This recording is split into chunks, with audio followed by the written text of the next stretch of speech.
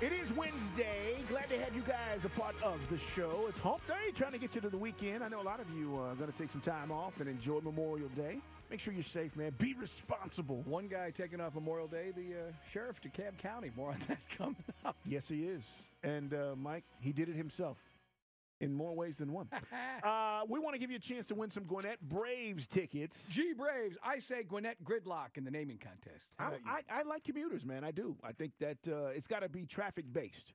Jarvis, they're not going to have the Bridge on Fire logo. That's not going to be I think that'll be a great Jarvis wants marketing the tool. Gwinnett Bridge burners, and you have a section of highway on flames. That'd be a good-looking uniform. Yeah, man. Hey, man, if you want to go check out the G Braves take on Syracuse, that's at Cool Ray Field, Saturday, May 27th. We'll give you a family four-pack right now at 404-741-0929. Tell AT, literally you have to say this, I want to go see the G Braves take on Syracuse. First caller to say that. Yeah, and ask Arthur what he thinks about Shaq, too, while you got him on the phone. Yeah, but anyway, maybe he'll tell you. again, and go get those ticks, man, because it's family fun. Can't beat it as Gwinnett Braves little homestand going on right now. All right, tickets are available for pickup, and they got to be picked up. I'm letting you know this, 5 p.m. on Friday, May 26th, just because of the Memorial Day weekend. All right, guys. Hey, we're going to get a chance to talk to Marcus Thompson, a columnist for the Bay Area News Group. Mike, we've been talking all day about the potential hire. We think it's going to happen. Mm-hmm. Reports are out there that the Hawks are in negotiations with Travis Schlenk, who's been a longtime assistant general manager for Golden State. Let's find out more about him and his time out there and how he helped build that franchise. Hey, we say hello to Marcus Thompson on the waitfor.com hotline. What's going on, Marcus? What's up? Thanks for having me. Hey, man. Usually we're trying to figure out who this guy is, and we heard about Schlenk, and next you know he's getting some steam. What do you know about how involved this guy was and obviously building a pretty good basketball team? Well, number one, he's been around it all, right? That's where you start. So he didn't just hop on to a winning thing, right? Travis has been around forever. So he's seen mistakes, he's seen what doesn't work, and he's seen what works. But the reason you haven't heard about him is probably the reason he'll be a good GM, because he's not out for credit, right? He's not out trying to put his name out there. He's worked under some people, and he's like really about the job and not about the hype. As a matter of fact, they're behind the scenes trying to get him like, hey, man, if you want to get a job, you got to kind of get out there. And he's like, but this is Bob Myers' ship, so all the attention should be on Bob Myers. So, like, he's been integral in kind of the crafting. They did this through the draft mostly, and then they got Andre Iguodala and Kevin Durant. But a lot of this has been through the draft and development, and I know he's been part of that from the beginning. Marcus, what kind of contact have you had with him, and what kind of guy is he? I mean, being the general manager, obviously he's going to have a voice here, and he'll speak to the media. And what kind of guy are we talking about? Just, off the court, away from basketball? He's really quiet, right? Doesn't talk much, but he can, like if you talk to him, he can hold a conversation. He's got a very down home kind of vibe to him, kind of dude who could throw on some cowboy boots and be cool. He's like a grinder, one of those let's do 20 hours straight, right? Like he's kind of that kind of guy, real personable. You can have a beer with him, you can hang out with him. But, he's really low-key. So he's one of those guys, if you don't know him, if you don't have a reason to cross his path, you probably wouldn't know him because, he's not going to be all in your face. But if you know him, he's a cool guy, but he's totally a grinder. And, he's a Kansas type of guy, loves the Jayhawks, like that, college sports kind of, he's like a good Midwestern guy. Getting some deep background here, and a lot of Hawks fans are all ears right now as we're talking to Marcus Thompson, columnist for the Bay Area News Group here on the waitfor.com hotline. By the way, let's pimp his book, Golden, The Miraculous Rise of Steph Curry, by the way, and he's the author of that, which, again, before you know it, we're going to see Cavs and the Warriors. More on that in a second. I don't know how much you know about the Hawks, and we have a guy, Coach Budenholzer, a guy that was basically stripped of the team presidency, and now we're just curious, Marcus, how this relationship goes, but you're saying this guy's cool like Sunday morning, right? Or easy like Sunday morning, I should say, then, is for how he'll interact with a guy that used to be the man. But he's also like I can't wait for Monday to go to work type of guy, So, he's just real low-key. If I had to wonder about him as a general manager, it's going to be, can he go in there and win over the media?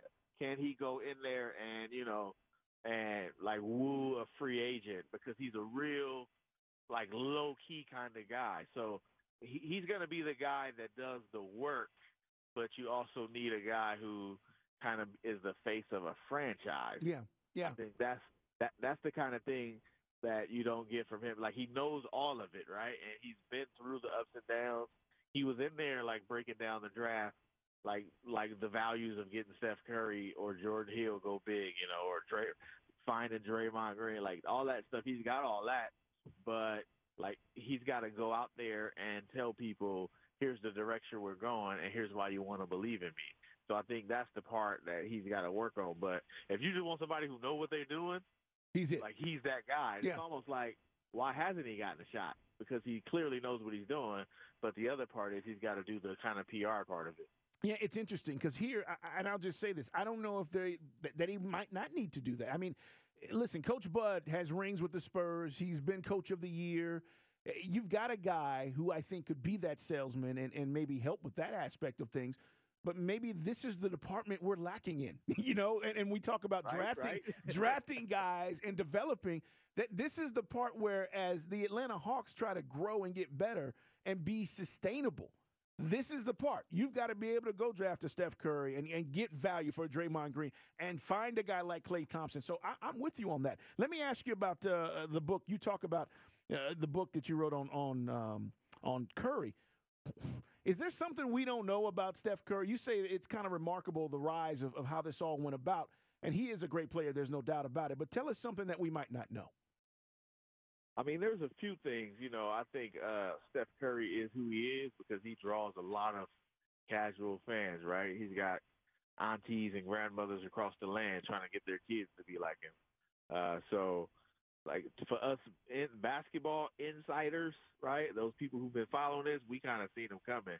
I think one of the main things that we probably just didn't know is that even though, like, he's the son of an NBA player and he's from an affluent background, and he's got this great family. Like, Steph is one of them I had to fight all my life type guys, right? Mm-hmm. Like, it's never been easy for him. It's never been handed to him.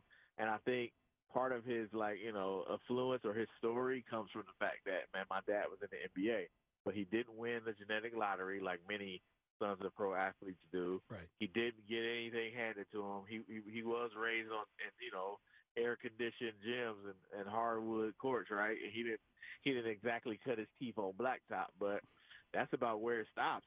Everywhere he's played, he's been told he's too little to play. Just from even like pickup, Steph walking on the court looking like a 6-year-old trying to get next. It's like, man, get your little butt out of here. And he's had to prove himself over and over and over again. So his road really was kind of gangster. When you look at him, I might think it was a soft road. Great take, man. Guys are loving the take from Marcus Thompson, columnist for the Bay Area News Group, talking about Golden State. Also, if you're just tuning in, we have a general manager, looks like an assistant with Golden State. More on that in a second. We were talking about, speaking of pressure, we were talking about what's the vibe with Kevin Durant. Because LeBron probably bought some time from the haters with coming back from being down 1-3. What is Durant's pressure level in this series? Because people say he took the easy way out going to the Warriors. Like, I don't think he's in a situation he could win. If they win a title, it's going to be like, man, you went to go team up with a super team. Get out of here. And if he loses, it's like, man, you can't even win with a super team? So I think he's under a lot of pressure. But I don't think he's going to get whatever he would have gotten if he would have stayed in Oklahoma City and won. Like, nobody's going to put him on a pedestal like, man, you did it. Like, you are now legit, right? He's not going to be in that class because he did it with a team who's already been there. So right now, for Kevin Durant, it's really just about, saving face, right? I think that's, this is what's going to be the national, kind of storyline. Because he can't lose. He just can't lose now if he goes to the Warriors and plays with another MVP and on a team that's established and doesn't win a title. So he's just trying to not, blow it, right? That's the bottom line. And then 20 years from now, when we're breaking down the great, he won't get Reggie Miller, right, or Charles Barkley, where right. It's be quiet, you didn't win a championship. It's a great point. And here's what's crazy. He could have a great series, but if they lose, it won't matter. So, when you talk about Durant, he could average 29 or 30, and if they lose, it still won't matter. Hey, man, we appreciate the time, getting some insight, Marcus. into our potential new general manager. Again, the Hawks not confirming it, but reports out there that they are in negotiations with Travis Schlenk, and he is a guy that's been around the league for a very long time. 12 seasons there with Golden State, the last 5 as the assistant general manager. Hey, Marcus, we want to make you FOS, friend of the show. Maybe pick your brain once the finals roll around if you got the time, okay? Thanks, Marcus. I think he's Diversity, so ATL is my spot. All right, well, there we go. There we go. Oh, we got you. All right, cool, man. I thought when I blew the easy like Sunday morning, I thought that I lost my street cred. Hey, man, great info. Guys loving it on the text line. It's good stuff. You got to figure Steph Curry really hates LeBron's guts because LeBron hates Steph Curry.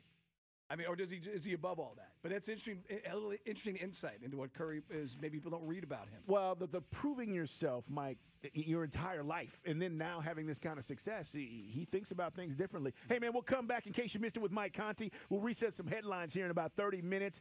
Tell you what else is going on in the world of sports and an NFL blitz. It's all coming your way.